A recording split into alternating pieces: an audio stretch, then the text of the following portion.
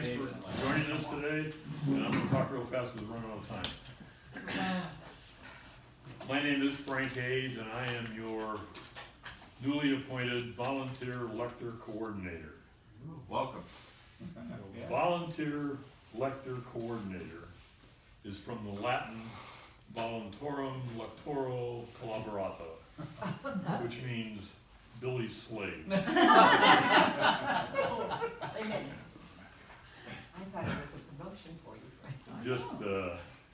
Just a brief biographical note, and that is that my wife Sue and I live in the lowest part of Oro Valley, across the street from Riverfront Park on Lambert Lane, if you know where that is. We've been members at St. Mark's for about 14 years, and just coincidentally, we live across the street in the other direction from one of our daughters, Terry Simmons, who is a Eucharistic minister here. In my lofty role, I hope that you're going to be contacting me from time to time, and later on in the presentation, it will be revealed to you how to make that contact. As the volunteer elector coordinator, my job is, number one, serve as a central focal point for communication from the pastor or the parish administration to the lector group, and in the reverse, from the lector group suggestions, grievances, any kind of information that wants to flow up, please direct it through me so I can coordinate and in some way rationalize whatever points it is that we want to make. I'm also going to be responsible for what I call shepherding the MSP system, the scheduling system, the online scheduling system. I never know what MSP means, I can't remember. But that system is going to be, as it pertains to lectors, part of my responsibilities. I'm also going to be looking after a little bit of a touchy issue that comes out of scheduling, and that's what I call 11th hour subbing. And I'll get into that in just a minute, but suffice to say for now, you should have picked up, or might have picked up, that last minute subbing in a church week gets kind of dicey because you don't know if you've got a sub coming or not. Again, I'll talk about that more in depth in a minute. I'm also going to be responsible for training of new lectors. In the case of you, Doug, it may be retraining. Okay, thank you. I will accept that gracefully. And I am going to be responsible in a general kind of way for observing the quality of lecturing that comes off the altar. Okay, MSP, the scheduling vehicle that we use, in my opinion, is very good. I've been impressed with that system and how it ties most ends together. There are a couple of things that need some attention, but overall, as far as a relatively large group, relatively complex scheduling system, it's very effective. One thing I do want to change, and that is, or maybe I should say improve on, is closing the loop on subs. If I put in right now on Monday for a sub for a mass I have on Sunday, I don't really know if it gets filled or not, because nobody comes to me and tells me that Doug Burke took your place, or that anybody took your place. So I think that we need to have the loop closed so that the original scheduled lector knows they've been covered when they put a sub request in. Well, And that's doesn't gonna that show up on the computer when you get it shows? It shows, but Yeah. you have to look for it. Well, that I'm looking is. for an email that gets fired to you that says your sub request is satisfied. Oh, I thought it did. Oh, say that's something good. like that. Yeah, I think it does. I think it does, Frank. I never got it. I don't think so. Maybe you're Yeah. special. I get it for, EMEs. Really? No, Well, then maybe one of my jobs has been done for me Yeah. sooner and easier than I realized. Or maybe it only does it for EMEs and not for lectors. No, it That doesn't. would make So is it for Right. lectors? Yeah. I know I've seen The it before, ministry code, sure. are you looking for yourself to have confirmation that it's been covered, or are you talking about just the assigned lector knows that it's been The covered? assigned lector. Okay, but yeah, it does do that. Yeah, it Ministry does. Pro will do that. Now, if everybody's using Ministry Pro, it'll do that. If you're not, then yeah, you gotta follow up, find somebody to do it. My point is, I want to make sure that the person who puts in for a sub knows the sub-request has been satisfied, or that it hasn't been.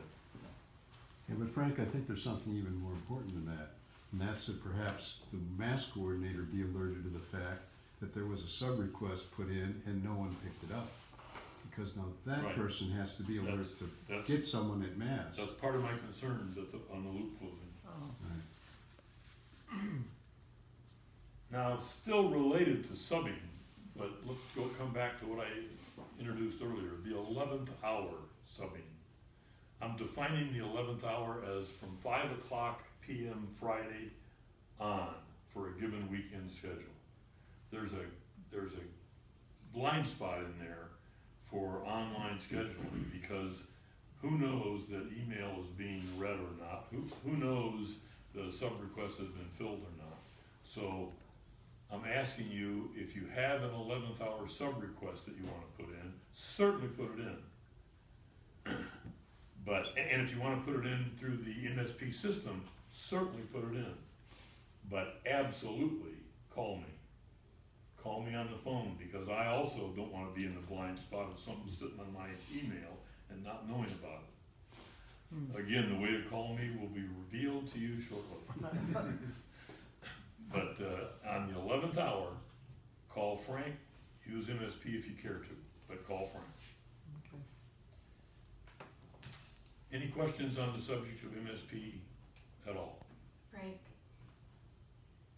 this may be redundant or has already been dealt with, but we asked Billy that some months ago. And 11th hour is not Friday, like 30 minutes before mass, something happens, child falls, blah, blah, blah. And he said, call me. Cause we asked, what do we do? I mean, there's nobody to contact, no one's in the office, blah, blah, blah. So would that still hold true, or do we call you? Call me. Okay. Yeah, don't call Bill. Because It's too my much. whole role is to unload Bill. I'm trying to get him out of that kind of stuff. Yes, that would make sense, thank you. Okay, I'm gonna move on now to the new Lector workbook. Oh. And I'm gonna ask you Finish to this weekend. pick out yours and pass it on down, if you will. This is kinda like when Apple. I don't have these arranged in any order, so all the books may have to travel all the way to the other end of the table. Oh, There's all thank you. kinds of details. Dawn's I gotta be there. retrained on that. Thank you for taking the job. Sorry. Thank you for taking the job. Good pay. Hey, you're right. Start on the You 27th. missed yours. Yes. Oh, here, it's coming your way. No wonder I couldn't. Coming your way. Here you go. Terry, Everybody got a book? Yep. here we got Inside an the cover, inside the front cover at the top, you'll see the way to contact me. Isn't Oh, it wonderful? good. You kept the secret till now, huh, There Frank? the watch. You know, the reason for that is because I'm one of the few people in the program that are not under federal witness protection. Oh, good. Now let's think for a minute about the yellow book, the old one that expires Yeah, this right. weekend. Yeah. If you have it with you today, feel free, please do, leave it with me. We're gonna use it in prison ministries. Oh, And if you don't have it with you today, please drop it off at church, at mass, or at the parish office, because we're still gonna use them in parish ministries. Okay. Can we bring all of them, like the The last back ones? couple, three? Sure, Okay. sure. On the workbook. Forgive me if I'm shedding light where there is no darkness. But as you find the page that you're reading on that particular week, this, what I call the sidebars here are very helpful for pronunciation and for some tricky text passages. That's kind of obvious, but it's really useful to look that over. But down at the bottom, the text elaborates more on the spiritual message of the readings and can be helpful in making you understand better what it is that you're trying to share with the congregation. To take that a step further, if you take the trouble to look at the readily available gospel, it'll knit both readings together for you and do an even further advancement of your understanding of the message that you're trying to deliver. So I just point that out in case you hadn't picked up on that. A couple of other questions regarding the workbook. One is, there's 2 readings for every mass. You're assigned one of them. Make sure you know both of them, because Yeah. things happen. And so if you're, well, I won't restate it. Make sure you're ready to fill in for the suddenly absent partner you had for that mass. And also, there are several times during the year where the church has an optional path for a given reading. A, B's, and C's, I'm not sure they label them that way. But I have the obligation to make sure that you, the 9:30 reader at Sunday Mass, know that you're supposed to read second reading C that week, not let you figure it out for yourself. So that should come to you in plenty of time for you to do some prep work. Plenty of time, like 3 or 4 or 5 or 6 days in advance. You know what I'm talking about on that? Yeah, well, we just talked about that in there, eh? Sorry, We just talked about that in there. did you?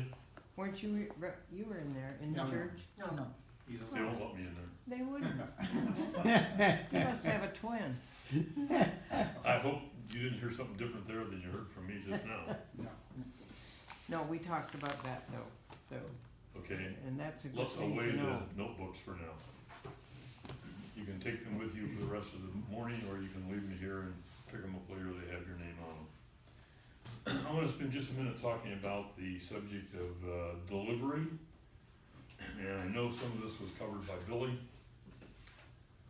But projection of your voice, particularly in a microphone amplified environment, doesn't mean screaming. Projection means be attentive to what volume your audience is picking up. And amplification can be a plus or a minus.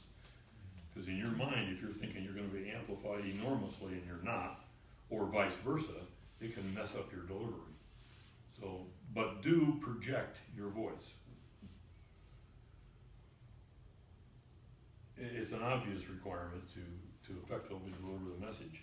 But projection without diction means there's a chance your audience will hear slurred words, garbled message, no message. So the two have to travel together. Without them traveling together, your chance of failing to send your message is fairly high. I have a question about the microphone. If you hear it, it seems like you might be can you be too close to it? To the mic, I to don't the think speaking? Because sometimes you hear Yeah. your own voice being echoed. Is that Well, okay? One thing, it's okay, but one thing when that does happen is it tells you as a warning to slow up. Because then you're starting to talk on yourself if you're getting a little bit of echo. So slow your delivery down. Mm-hmm. And Billy has said to be careful with the T's and the P's, cause you do a p, and if you're too close, it sounds like a boom. Yeah. Okay, I'm gonna move on, and my next topic is what I call a pop-up ad. It has nothing to do with lecturing, except that it has something to do with lectors. Lectors are parish-minded, spiritually motivated people, and we have a need in the parish for those kind of folks. And I'm gonna ask you before you leave to consider signing up for participating in the Children's Liturgy of the Word.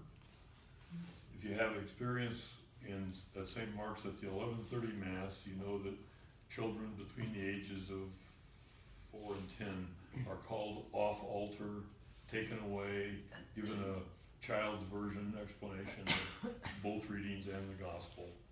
And a liturgist does that. We're looking for liturgists. It is not brain surgery, it's not rocket science, but it does take patience and some ability to work with children. We're trying to start that ministry at the 9:30 Mass, where we have a greater percentage of our parish population attend, a greater percentage of young people, as well as give some additional support to the 11:30 crew, who are hard pressed right now to avoid overloading themselves with frequency. I think we only have 4 or 5 liturgists on the 11:30 roster, and that means they're working every 4 or 5 weeks at least. So we'd like to beef that up and ask your help. We're soliciting help, not money, for children's liturgy of the word. A given group can be up to 20 kids, and if we get enough help, we'll be looking to have more than one liturgist with each group of kids.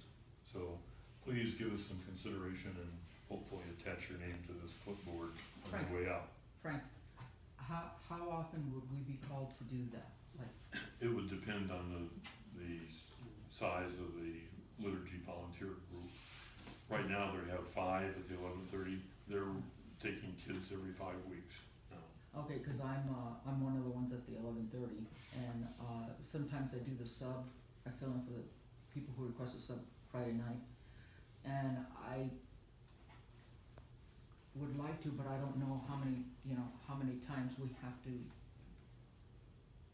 help out the kids and not interrupt with what we have to do. Well, the scheme for the Liturgy of the Word administration is the liturgist participates when they can. Okay, If it's once a month, fine. If it's once every 2 months, fine. If it's once every 2 weeks, fine. okay. Was there special training for that? Some, not extensive, but some. There is a separate book, Oh, of course, like the purple book. yeah. It won't be the purple book. No, It's no. a scaled down version of that for kid comprehension.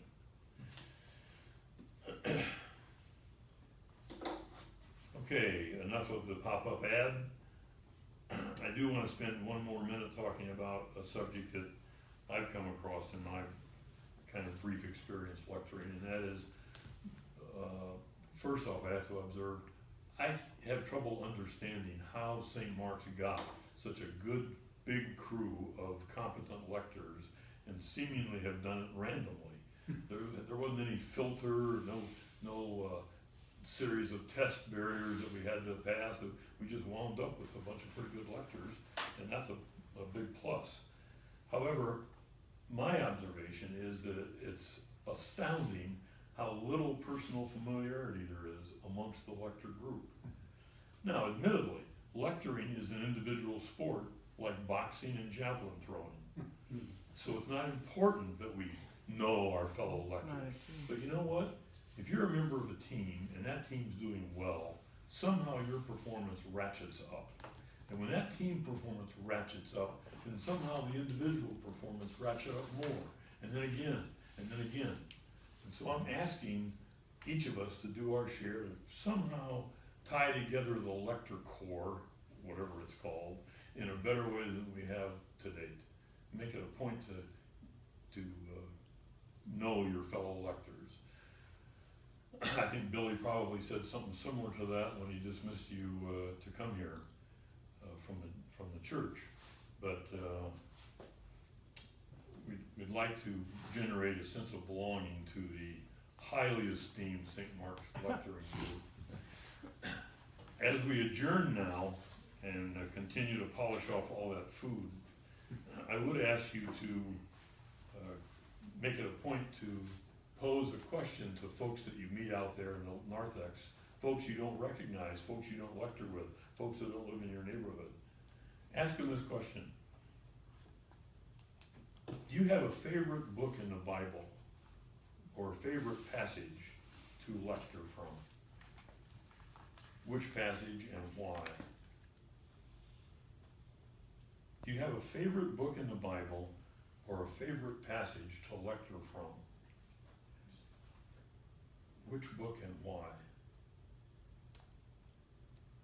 Now, we will be giving a test on the answer to this question in the next session. And your next session will be in the chapel with Father George. Thanks for your attention, folks. Thank Thank you. you, Frank. Thanks, Frank. Thank you for all you do.